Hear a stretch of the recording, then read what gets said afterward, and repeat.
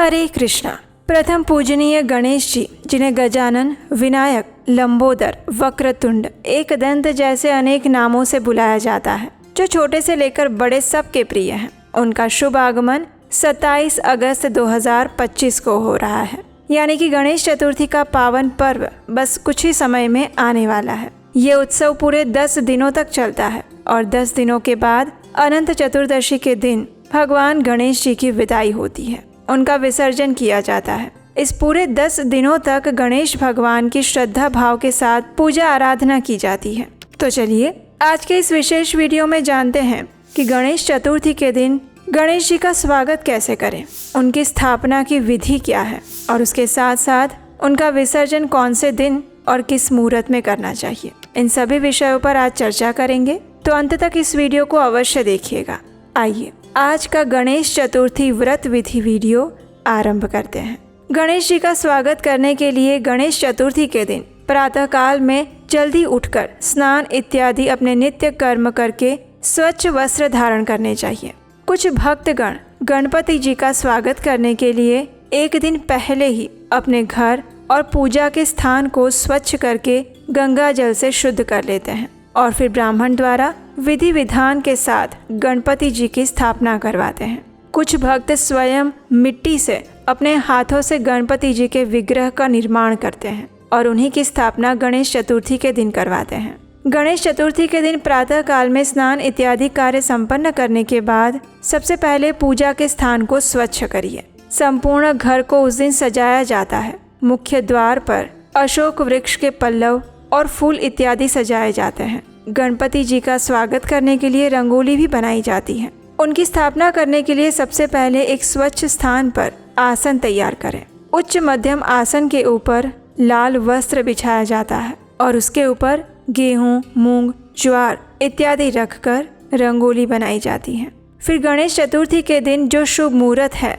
उस शुभ मुहूर्त में गणपति जी का घर में स्वागत किया जाता है। गणेश जी की स्थापना करने से पहले कुछ बातों का विशेष ध्यान रखना चाहिए, जैसे कि सबसे पहले पूजन सामग्री लेकर पूर्व दिशा की ओर मुख करके शुद्ध आसन पर बैठना चाहिए। अपने घर के उत्तर भाग या फिर पूर्व उत्तर भाग में भी गणेश जी की प्रतिमा या मूर्ति की स्थापना की जा सकती है और दक्षिण पूर्व में दीपक जला सकते हैं। गणेश भगवान की प्रतिमा की पूर्व दिशा में कलश की स्थापना कर सकते हैं और गणेश जी की प्रतिमा के दाएं और बाएं रिद्धि सिद्धि माता को भी स्थापित किया जाता है। उनके साथ में एक एक सुपारी रखी जाती है। इसके बाद अपने ऊपर जल छिड़कते हुए ओम पुंडरीकाक्षाय नमः इस मंत्र का जप करते हुए शुद्धिकरण किया जाता है, आचमन किया जाता है। तत्पश्चात भगवान गणेश जी को प्रणाम करके 3 बार आचमन करना होता है और उसके बाद गणेश जी को तिलक लगाया जाता है।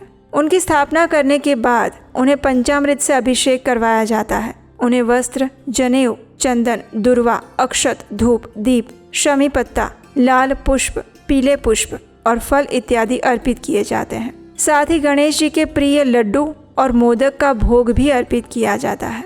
इस प्रकार विधिवत उनकी पूजा अर्चना करने के बाद अंत में गणेश जी की आरती और वंदना की जाती है।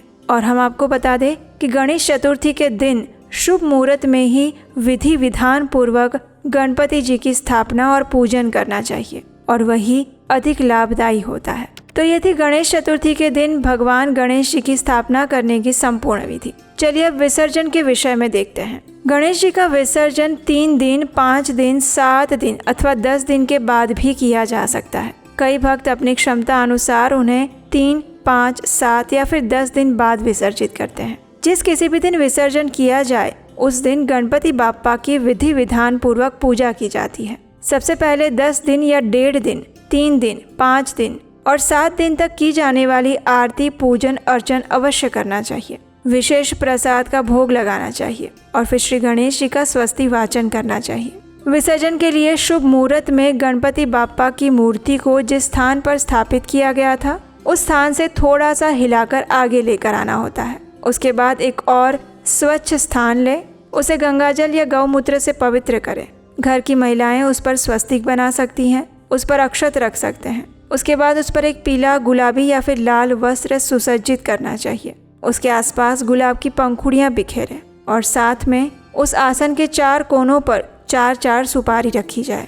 अब गणेश जी की जय जयकार करते हुए जिस आसन पर आपने पहले गणेश जी की स्थापना की थी वहाँ से उनको उठाकर इस नए आसन पर विराजित करें।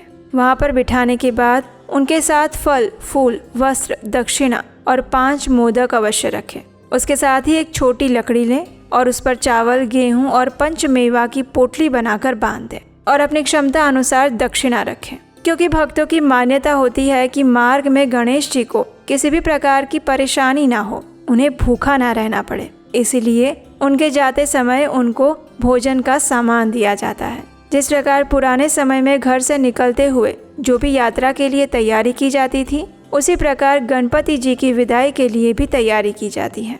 शास्त्रोक्त परंपरा अनुसार गणपति जी को विसर्जन करना यानी कि उनको विदा ऐसे ही किया जाना चाहिए जैसे हम अपने घर के किसी प्रिय व्यक्ति को विदा करते हैं। उसके बाद किसी आसपास की नदी, तालाब या पोखर के किनारे गणपति जी के विग्रह का विसर्जन करना चाहिए। लेकिन उससे पहले उन्हें दुर्वा, मोदक, लाल फूल, लाल चंदन, पान, सुपारी, धूप और दीप अर्पित करने चाहिए। कपूर से उनकी आरती करनी चाहिए और उनसे सुख शांति की प्रार्थना करते हुए इन 10 दिनों में जाने अनजाने में हुई कोई भी त्रुटि के लिए क्षमा याचना करनी चाहिए और फिर बड़े आदर और सम्मान के साथ वस्त्र और संपूर्ण सामग्री के साथ उन्हें जल में विसर्जित करना चाहिए। वर्तमान समय में अगर देखा जाए तो गणेश जी की प्रतिमा जो आप लेकर आते हैं वो इको फ्रेंडली हो यानी कि मिट्टी की बनी हुई हो तो वो सबसे श्रेष्ठ होता है, क्योंकि वो हमारे पर्यावरण के लिए भी लाभदायी होती है। इस प्रकार मिट्टी से बनी गणेश जी की मूर्ति की स्थापना और उनका विसर्जन अधिक पुण्यदायी होता है,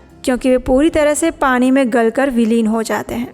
जो लोग मिट्टी से बनी हुई गणपति जी की मूर्ति की स्थापना करते हैं वे अपने घर पर भी गणपति जी का विसर्जन कर सकते हैं।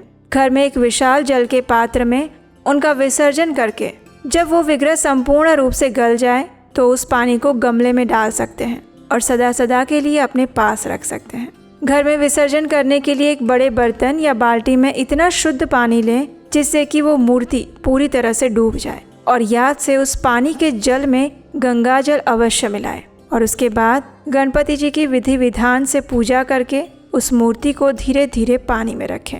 हर 2 घंटे बाद बर्तन को हिलाते रहें ताकि उस मूर्ति को घुलने में सहायता हो। अब विसर्जन के बाद जिस स्थान पर गणपति जी के विग्रह की स्थापना की गई थी उस चौकी पर चढ़ाए गए प्रसाद को सभी में वितरित कर दें। जो कलश की स्थापना की गई थी उस कलश के जल को पूरे घर में छिड़काव कर दें और बचे हुए जल को पौधे में डाल दें। उस कलश में रखे गए सिक्के को तिजोरी में रखें या फिर दोबारा कलश स्थापना के लिए उपयोग कर सकते हैं और जो दक्षिणा और दान रखा गया था उसे किसी सुयोग्य ब्राह्मण या वैष्णव को दे दें।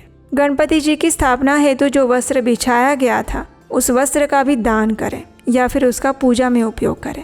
इस प्रकार संपूर्ण विधि विधान के साथ आप अपने घर में गणेश जी को आमंत्रित कर सकते हैं, उनकी स्थापना कर सकते हैं और उनका विसर्जन कर सकते हैं। तो ये थी गणेश चतुर्थी के दिन गणेश जी की स्थापना करने की संपूर्ण व्रत विधि।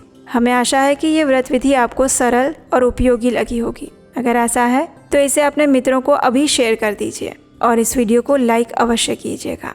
गणेश चतुर्थी के अवसर पर भगवान गणेश जी की विशेष कथा सुनने के लिए आपके अपने चैनल उपदेश शास्त्रकम को सब्सक्राइब करके रख लीजिए। हरे कृष्ण।